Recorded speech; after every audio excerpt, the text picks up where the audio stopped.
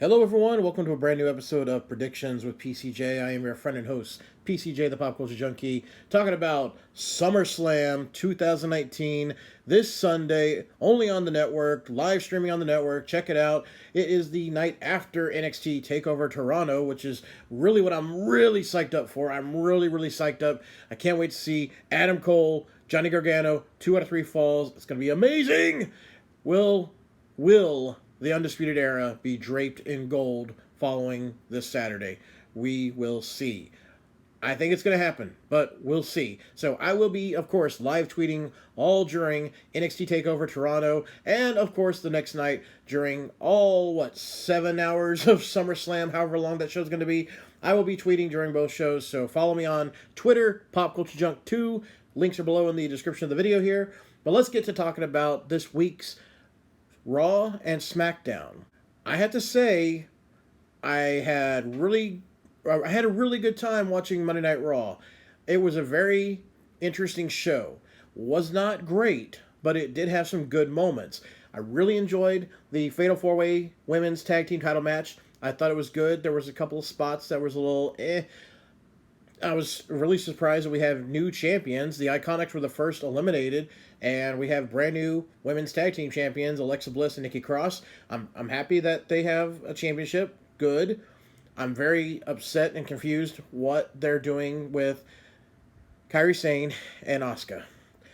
Why did you put them together in a tag team? You gave them Paige as their manager slash speaker, and we barely see them on the shows. They're sometimes in a backstage segment, but they don't even have matches usually. They're just trying to get a tag title match, yet they're not really doing matches in the ring. I mean, there are not that many women's tag teams. I understand that, but at least have them fight. I mean, look at last year, the year before. How many times did we see the Riot Squad against 2 or 3 other women's teams that weren't even really a team? Okay, we saw Sasha Bailey and Natalya, or Sasha Bailey and Ronda, or Sasha Bailey and Naomi, or any kind of 3 women against the Riot Squad. Why can't we get just 2 random women against don't even get me started on that stupid name, Kairi Sane and Asuka, if you're going to go with this tag team? But on top of that, they're not winning any matches. They're not winning the tag titles yet. So why? I don't know what they're doing with them. I'm really disappointed because I have high hopes for both. They were amazing in NXT. And how often do you hear me say that about somebody saying somebody was amazing in NXT? What are they doing with them now? It's getting to be a broken record now. Anyways, I am looking forward to, obviously, TakeOver. I'm looking forward to SummerSlam because there's some interesting matches. Like I said, Raw was good. There were some interesting moments.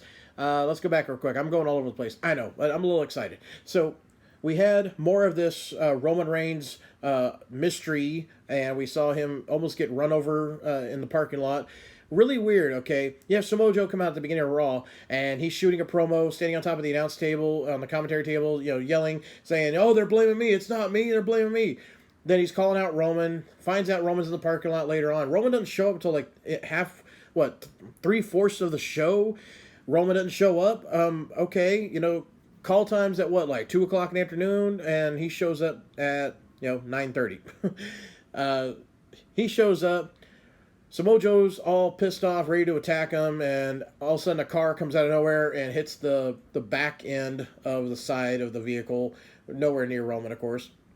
I mean, at least have Roman roll up on the hood or something, something like that at least. But no, they just had him jump back in the car, and the car that hits his car just smacks the back part. And then all of a sudden Roman is, all of a sudden Samoa Joe gets all concerned about Roman now, who's like, dude, don't move. It's all good. Get some help. Roman's hurt. You just wanted to kick his ass. Why are you so concerned about him all of a sudden? A little bit of continuity goes a long way here, guys, but I don't know. WWE just doesn't want to do that. So then we had, later on, SmackDown, we had Roman do a backstage interview, which was, and then what happens? Roman goes into the men's locker room, and he interrogates, of all people, Buddy Murphy, who we haven't seen on SmackDown or Raw in weeks, and he gives him, tries to give him a very intimidating interrogation. I tweeted out, like, hey, if you're going to do a very intimidating interrogation, lose the man bun before you get in there. And he beats up Buddy Murphy and beats a confession out of him saying that Murphy swears that it was Rowan who did the attack. And he's like, Daniel Bryan and Rowan? He's like, no, just Rowan. Okay. Is Rowan the new Rikishi? Is that what we're getting here? Is, they're going to just sell him out to that as, burial of his final gimmick? Because if you remember, Rikishi was buried after being the one who did it for The Rock. He did it for the people. Right before Survivor Series 99, when Austin was too injured to wrestle, and they did a gimmick where Rikishi ran him over with a car. And at least in that backstage segment in the parking lot, somebody got rolled up onto a hood. Roman's not going to take that bump, I guess. But anyways, that was the progression. And I bring this up against anything else that we're talking about for the pay-per-view because that was like the main focus of this week was more stuff about Roman. And the show wraps at the end with Roman staring in the camera and being like, what? Rowan is the one who is organizing this, or he's attacking me? And that's how the show ended. That's how you go home for your final show before the pay-per-view. How does that get me any more excited to watch SummerSlam when you're hyping up a storyline about somebody attacking Roman, who most of the fans don't care for, and on top of that, he doesn't even have a match on Sunday. So who cares? Save this for after the pay-per-view. Don't even do this part. Do this afterwards on Monday, on the next Raw or SmackDown. Have more of the storyline build to the next pay-per-view. Because why do we even need to know anything else about this right now? You have like 10 matches already for this show, and we're going to end up getting more Roman stuff during the pay-per-view that has nothing to do with the pay-per-view because he doesn't have a match. There's no way he's going to come out and just call out Roman or Rowan and, oh God, we're going to hear Rowan. Oh, ugh. Anyways, there's no way we're going to get that match at the last minute on Sunday. No way. Too quick, right? Not that I want to see it. I don't want to see Roman versus Rowan, okay? But anyways, that's the main focus we're going into. On top of that, we have a WWE Championship title match. WWE Championship, the main title of your company.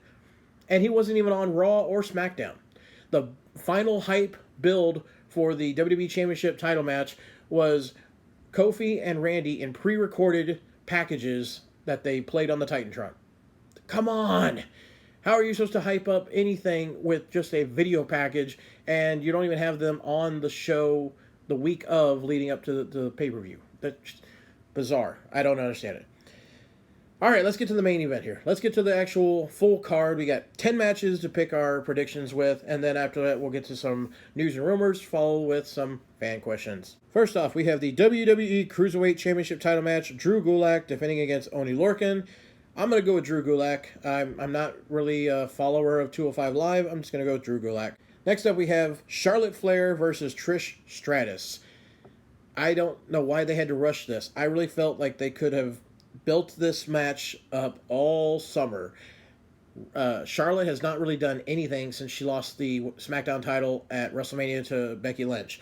They could have had Charlotte come out on Raw or SmackDown the following night after Mania and be upset that she lost the title and, demand that she gets, proper respect or something. And she could have gone into I want to start challenging, legends or people that think they were established, but I'm going to prove I'm better. And she could have gone through, let's bring in Melina, Gail Kim, Victoria, Lita, Michelle McCool. I mean, I'm just naming all these different women that have wrestled there. I'm not saying they would all be a possibility because not all of them are going to come back. But they could have brought in all these different women from the past and had her, do a couple of matches over the last few pay-per-views leading up to Trish Stratus, who is considered to be one of the greatest women wrestlers, women superstars in WWE's history. So that would have been a better solution. This is like a 3-week build we've had, and the match just came out of nowhere where it's just like, okay, I'm gonna have one more match because I just want it. It's like, but you haven't really shown us you wanted it in the last 6-7 months, so how would we know that? I'm going to go with Charlotte Flair. I don't see why they would have Charlotte job to Trish, so I'm going to say Charlotte Flair. Next up we have Goldberg versus Dolph Ziggler. again, on Monday night, we have Miz TV. Dolph and HBK and Miz are in the ring, and Miz is like, "Hey, it was me. You thought you were gonna have a match with." They even had they even made the graphic for the matchup, but he says, "You didn't read the contract because it's not me." And then Dolph looks at HBK. The crowd popped, and then HBK's like, "It ain't me." And then here comes Goldberg. Just, of course, because, again, Dolph has name-dropped Goldberg the last couple weeks on SmackDown in his promos. I mean, this will obviously be Goldberg's greatest match ever in the WWE, because Ziggler's going to make him look like $1 million. And that's, good for Goldberg, bad for Ziggler, because he's just going to lose another match. I don't know, he just wants to be a jobber. I mean, I'm not saying he wants to be. That's just how they're using him. I really always felt Ziggler had a lot more potential, but he's just going to be this, this guy. Obviously, he's going to be Goldberg. Why would they have him come back and job? I will be very surprised if Ziggler wins, but going to go with Goldberg. All right, next up we have the WWE United States Championship title match. AJ Styles defending against Ricochet. AJ Styles has got to win here and then move on to another feud. Ricochet I like, but the feud is stale. I didn't even care for how they got back to this rematch, even though there's no guaranteed rematches. Ricochet won the fatal 5-way, whatever it was, or the gauntlet. I'm sorry, he won the gauntlet match to get a title shot again. But I want to see AJ feud against somebody else now, so I'm going to go with AJ Styles retaining. Now we have Bray Wyatt and maybe probably going to be the Fiend, right, against Finn Balor, not the Demon, just Finn Balor. Obviously, Fiend is going to win here. There's no way Bray Wyatt's going to come back with this new character, his first match, and lose. So Bray Wyatt's going to get the win here. Hopefully we see something really awesome, too. I'm hoping we'll see some kind of cool thing where, he beats Finn, and then we get something where Finn gets written off TV for a little bit. Who knows? I don't know. He may disappear or something cool. Next up, we have Kevin Owens versus Shane McMahon. If Owens loses, he will be forced to quit WWE. But come on, Owens has got to win. I want Owens to win. However, I have a feeling they're going to make a storyline go on further, so I'm sure Elias or Drew McIntyre, maybe the B team, who knows, who else, they're going to come in, interfere, and then, or the Revival could help out too.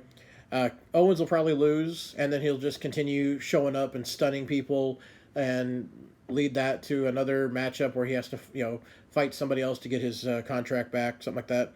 I'm going to say Shane McMahon's going to get the win here, because I still feel like Shane's going to win the WWE Championship from Kofi. I think that's who's going to finally beat Kofi. Speaking of that, we have the WWE Championship. Yes, of course, why put the main title on last? No. WWE title match, Kofi Kingston versus Randy Orton. Kofi Kingston better win. Orton does not need to ever have a championship belt again. So, Kofi Kingston. Next up, SmackDown Women's title match, Bayley versus the opponent she requested, Ember Moon. Bayley should retain. I'm not sold on Ember Moon as the SmackDown champ right now. She just has not done enough with her character. They haven't done enough with her character, excuse me. Not her. The writers, creative, whatever. They have not done anything with her. And I'm glad she's got a title match, but we need more from her. More promos, more storyline here. So I'm going to go with Bayley retaining. Next up, we have a submission match for the Raw Women's title, Becky Lynch versus Natalya. Of course, Natalya is going to be a hometown hero, and we're in Toronto, by the way, for SummerSlam. So that's another reason I believe that Trish Stratus is on this card, also from Canada. But obviously, Natalya being from Canada, she's going to also be a fan favorite.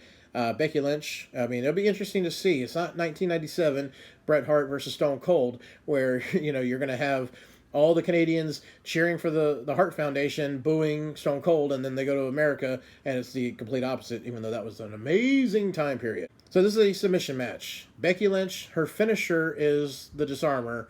Natalya, her finisher is the sharpshooter. Why does this need to be a submission match when that's how they always win their matches? That didn't make any sense to me. So, anyways, submission match, of course, you can only win by making your opponent tap out. Now, of course, if it's a submission match only, that's the only way this match can end, then obviously it's no DQ, no count out, anything goes as long as you get your opponent inside the ring and put a submission hold on them. So they need to bring in some outside elements, whether it's the steps, the chairs, kendo sticks, ladder table, something. I want to see something like that added in here. We don't have any hardcore style, no DQ, whatever kind of matches. So I want to see something like that. I'm still going to say Becky Lynch will retain, though. I don't think Natalya's getting the belt here. So I'm going to go with Becky Lynch retaining. And finally, we have the Universal title. Yes, the most prestigious title in WWE. Brock Lesnar is the champ, and he's defending against former champ Seth Rollins, who also won a qualifying match to be able to get another title shot. So we have seen Brock Lesnar annihilate Seth Rollins the last 2 weeks on Raw. Rollins basically was almost murdered. He was spitting up and coughing up blood, and he's in no shape, no good condition. He got F5'd on the gurney. He got F5 multiple times in the ring, outside the ring, on the tape. I mean, just everywhere. So obviously, you saw on Raw, Rollins is beat up, banged up, and they're gonna make it look even more like, oh, how is he ever gonna defeat Brock if he's so beat up and banged up? It's exactly. Like, I don't see him winning. So here's how I thought this might go before all this weird Roman Reigns attempted murder stuff. If you remember back to WrestleMania 9, Bret Hart against Yokozuna, Bret Hart has Yokozuna in the sharpshooter, but Mr. Fuji throws the salt in his eyes. Yokozuna drops the leg drop on Bret, pins him 1-2-3, wins the WWF title. Afterwards, Bret's outside trying to still get the salt out of his eyes, and Hulk Hogan shows up to try to, help him out, make sure Bret's okay. Mr. Fuji gets on the microphone. He challenges Hogan right then and there. Says, I challenge you to my Yokozuna for the title right there. We never had that happen before in the history of WrestleManias. We had an impromptu title match. Hogan gets in, drops the leg drop on Yoko, 1-2-3. He pinned Yokozuna and won the title right there. But Bret, of course, was like, yeah, go, go, go. But, of course, this was sadly all because, Hogan did not want to have to wrestle Bret Hart at the next pay-per-view. So anyways, I was pretty much sold that they're going to copy that and have Rollins come out. He can't get in the ring. He's so banged up and beat up. Brock's going to attack him, beat him up outside the ring before the match even starts. And then here comes the big dog, Roman. He'll come out to protect his bro. And then you'll hear Heyman and Brock talk some trash. And then Rollins will be like, go! Fight for me. Do it for me, man. And then Roman gets in there, drops one spear, and wins the title. I mean, come on. Don't put it past him to still do it, but who knows? We'll see what happens. I don't know now, of course, based on all this murder mystery stuff that's going on with Roman Reigns and Rowan and possibly Daniel Bryan and whatnot. So that's one scenario I think will happen. But if we stick to this and we just have Brock versus Rollins, it's going to be Brock Lesnar retaining. He just needs to go in there, drop him in like a minute, and then just retain the title. That's and move on, because I'm tired of Brock versus Roman. I'm tired of Seth versus Brock. I want fresh blood in the title matches. So let's do it. Let's get past this. You have a giant roster full of talent that could easily be put into those spots. So come on, change it up a little bit. So that's all my predictions there. Let's go on to some news and rumors. So apparently the Big Red Machine Kane is returning to in-ring action. Yes, the mayor of Knox County is going to be wrestling at a future live event show, at 2 shows actually, in Louisiana. Braun Strowman is listed as the opponent for those shows. So even though he's mayor, he's going to be able to take some time to still get in the ring. This is the first time he'll be wrestling ever since the last Saudi show where he teamed up with Undertaker against DX.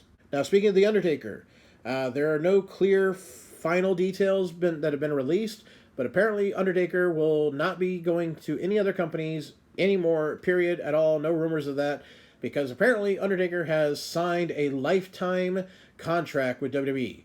That means he will be with WWE for the remainder of however long he wants to wrestle or do appearances or anything at all.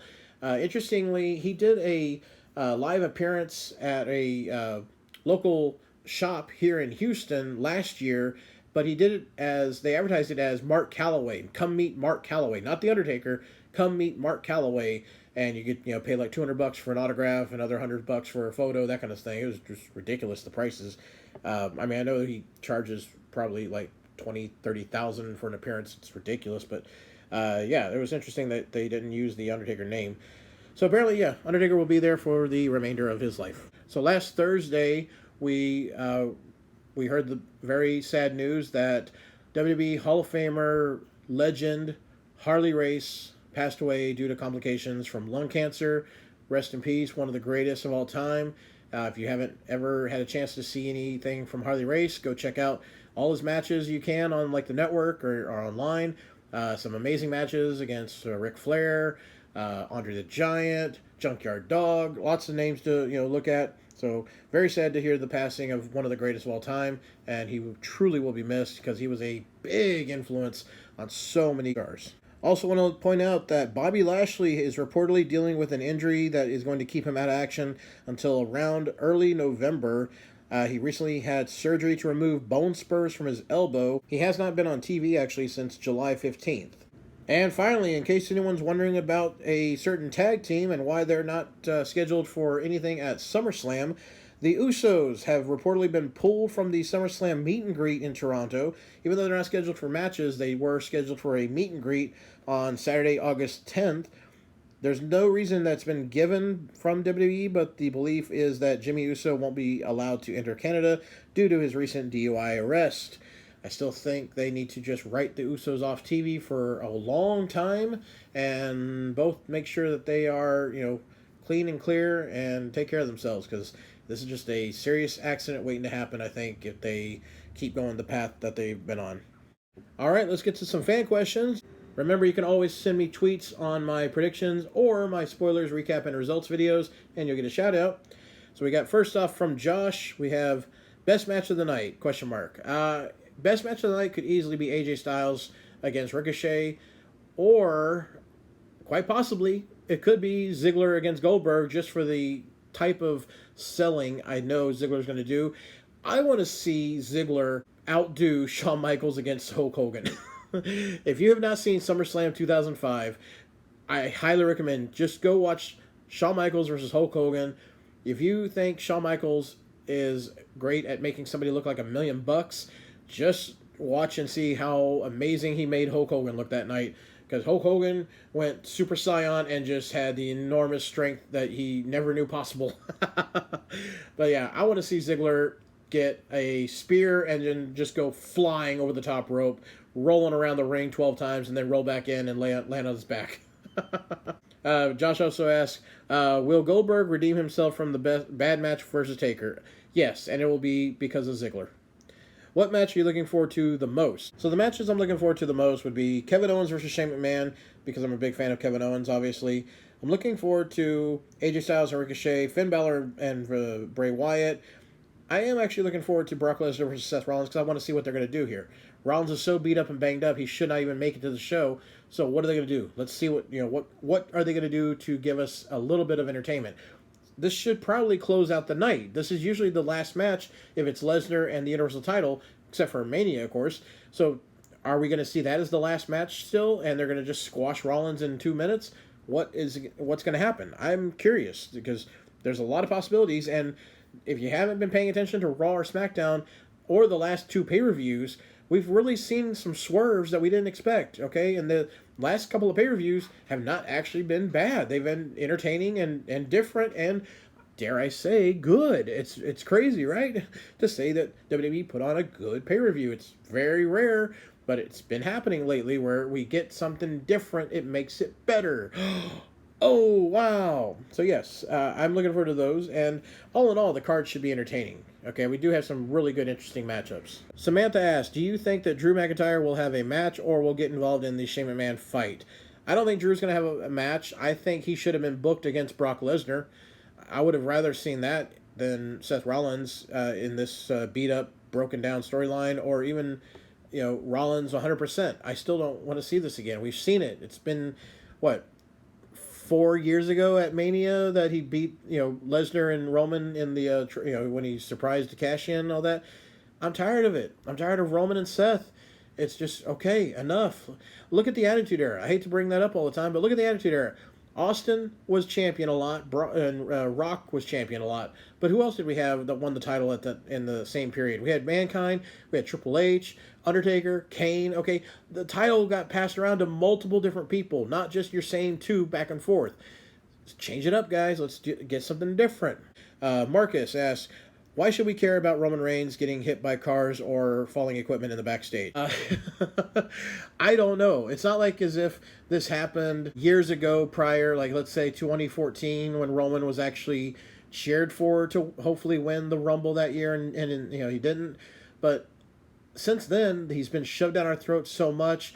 His lack of in-ring ability, lack of promo skills, it's all come out, and it makes you obviously, you know, see the flaws in this guy as far as them wanting to make him the face of the company.